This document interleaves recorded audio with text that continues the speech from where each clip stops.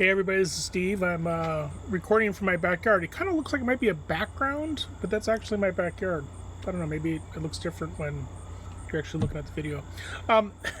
Just a couple of really quick things. First off, it looks like peer review is going great. Keep doing what you're doing. Don't forget a couple of things. First thing is don't forget to fill out that rubric sheet for everybody in your class, because it gives your peers a little bit more feedback, and it also tells me a little bit more about what you were thinking in terms of the peer review process and how active you were and things like that. Second thing is that when you revise your individual assignments, don't create a new Google document. Use the same Google document and make changes to it, and share the link to this Google document when you hand it in on Tuesday. I screwed up the dates on that. It's actually Tuesday, September 29th when this is due.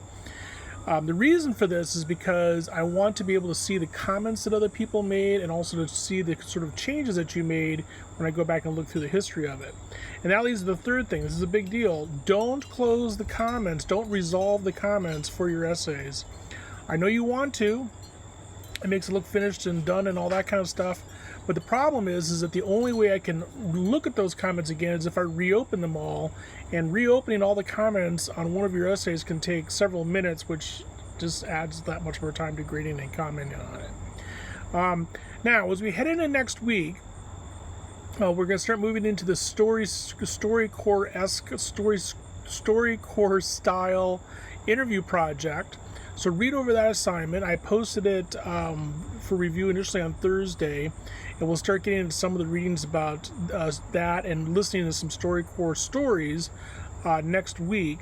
You'll also see that there's changes happening with the website because I keep updating things, and I keep adding things like a tutorial for Audacity, Audacity is the sound recording software that I'll show you a little bit on how to use and give you some tutorials and things like that.